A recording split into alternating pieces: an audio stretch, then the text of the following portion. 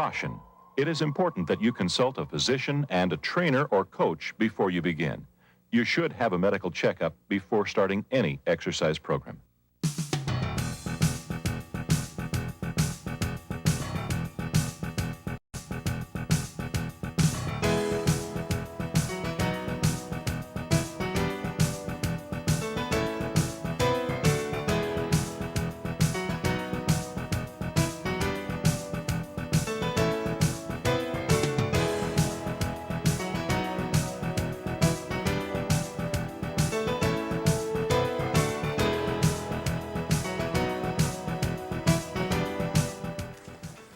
Now, power forward is a very specialized position, and it definitely has its specific roles and responsibilities.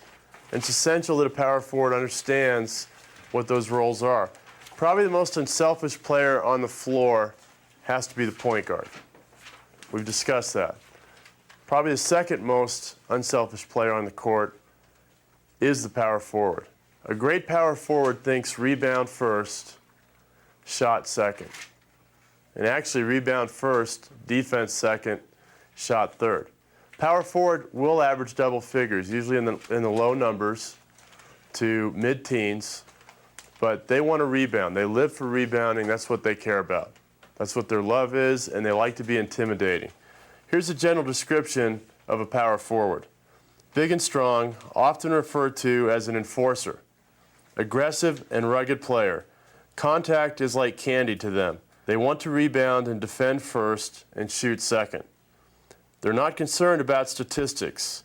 They are sound post-up players and passers. Needs a good mid-range jump shot to be effective. Needs to have good instincts of when to cut through the lane gap for a quick dump-in pass, and needs to have an innate sense for grabbing offensive rebounds.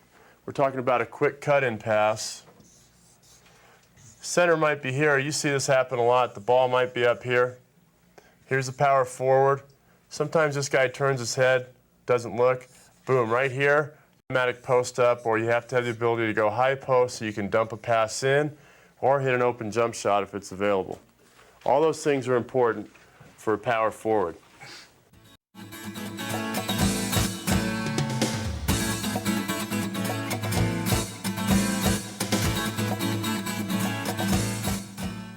You will not only need to play with your back to the basket, but you will also have to face the basket and utilize triple threat moves as well.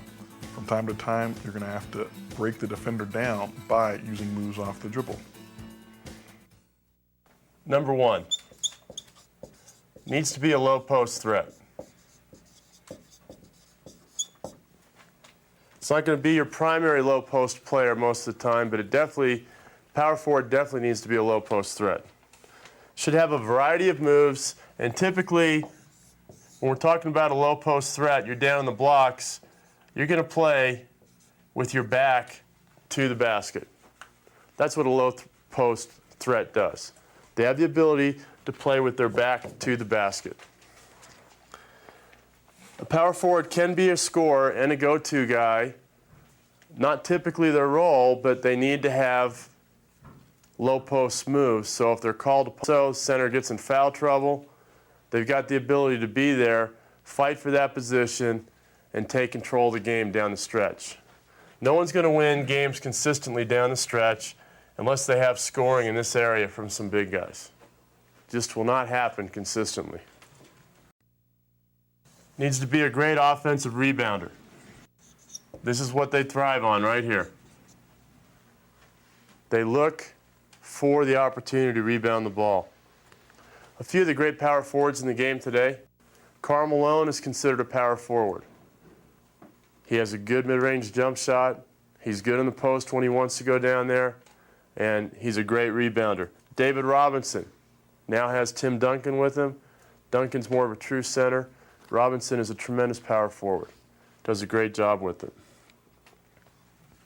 Needs to be a good interior, passing from the interior to exterior passer.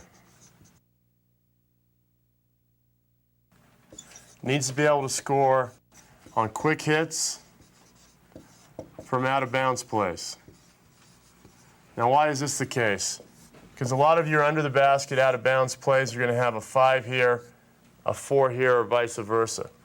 A lot of times the 4 is going to end up screening for the 5 because the 5 is more of the offensive player. It's considered more of an offensive player. 5 is going to come across. Power forward's got to be very intimidating because when he hits this defender, he's got to spin and seal and have this area right here for himself or herself. And so you have to be willing to take a licking and keep on ticking. You like it, you want to bang, you want to get beat up on, you want to beat up on other people physically. You have to want to do that. The really solid power forwards, mid-range to long perimeter shots. I wouldn't call Karl Malone a three-point shooter, but you had a guy like Rasheed Wallace in the playoffs that was hitting threes. You had Robert Horry for the Lakers when they won the title that hit threes. So they took on that role. Did it add to their value to the team? Yes, because it took another big guy far away from the basket and kept him off the defensive boards.